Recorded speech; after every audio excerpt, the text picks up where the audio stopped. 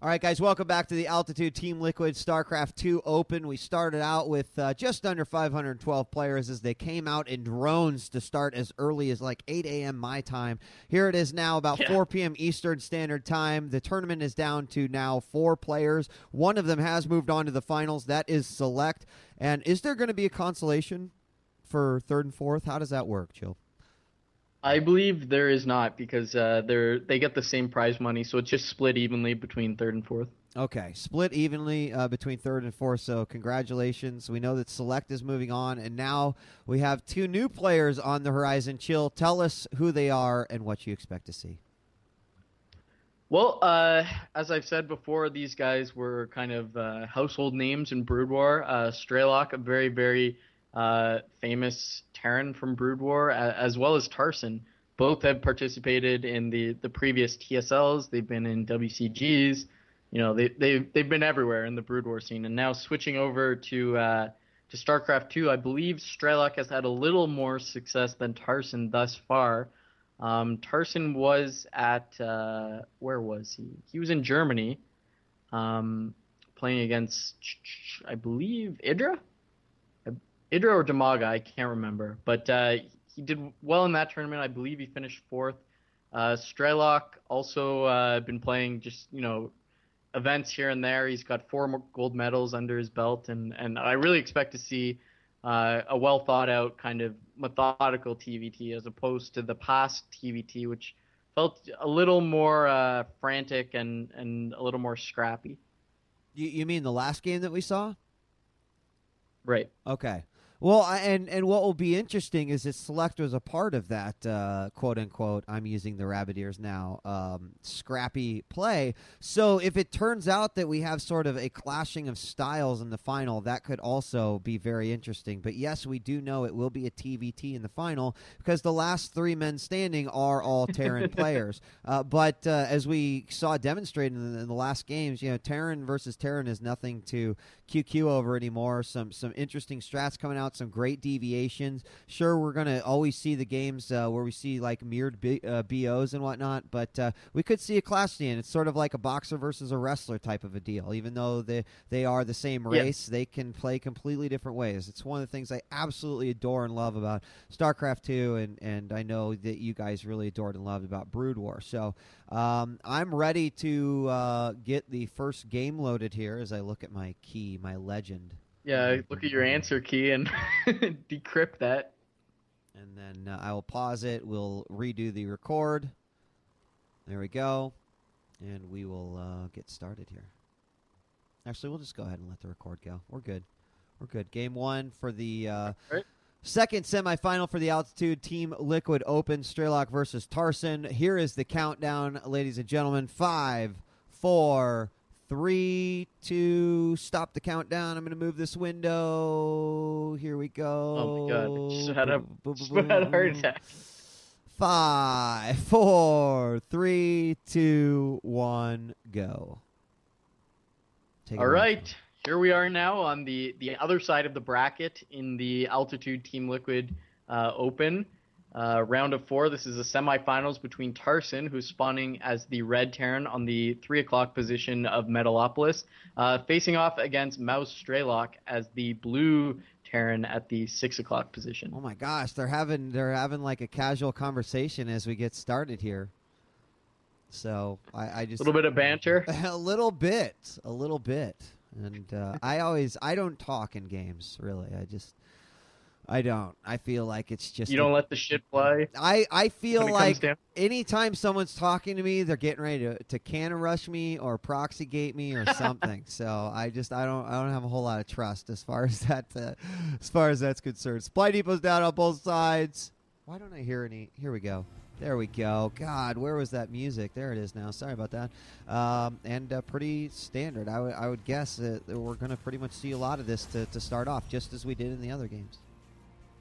Right, and it's really important to emphasize to make sure everyone understands that even though we have mirrored races, it doesn't mean you have to kind of have that feeling of, like, I really like Terran against Zerg, but I don't like Terran against Terran, because as we saw in the last match, and we've seen this more and more as the game continues to evolve, is there isn't one best strategy.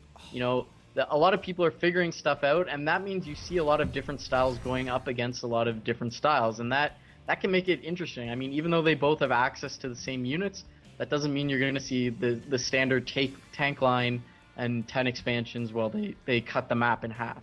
It's not necessarily going to happen. Counterclockwise would have won over here on Strelok's side, but he decided to go ahead and go clockwise, and that means these two SCVs are going to pass like ships in the night. And we might even get a little high five. What up? High five? Yeah. And little shoulder there. Yeah. I don't know. Them might have been fighting words right there. We might have a fight. So barracks down, first Marine out. We've got refinery on both sides as we're seeing this very, very quick. Both of the orbitals finish almost in succession. Only deviation here that we're seeing right away is reactor coming on for that first barracks. And, of course, these SCVs are going to, although you'll see here, and Chill mentioned it, the first one, Strelok, a big thing, hitting up the Zelnaga towers as you scout, and then sometimes even on this map, a lot of people just peeking in and checking that gold just in case some crazy stuff is happening. Yeah. I see it a lot, especially when your opponent's Protoss, but he'll just kind of duck in here and see that there's no like crazy quick expo that we would never see in a million years anyway, and then we'll return back to home base. You know, I'm really surprised with Tarson's build here because he's still getting a lot of gas. He saved up a lot of minerals. He's actually at 400, so probably going to be putting down an expansion. But if he's doing that, I'm not quite sure why he's still getting gas. He really doesn't need this much gas, and he could have got his factory out a lot quicker. The reactor as well. I feel like he would have been better off just making straight-up Marines out of that barracks, then putting down the expansion.